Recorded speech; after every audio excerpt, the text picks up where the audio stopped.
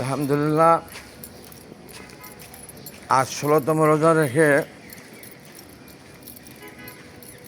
যাচ্ছি মসজিদের দিকে আসরের সালাত আদায়ের উদ্দেশ্যে। ৬ মার্চ ২০২৬ ইং রোজ শুক্রবার। বন্ধুগণ, মাহে রমজান সিয়ামের মাস, আমাদের সমস্ত গুনাহ মাফ করে দেওয়ার মাস।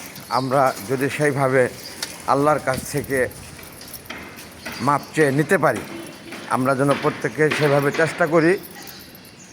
আর সৃষ্টিকর্তার কাছে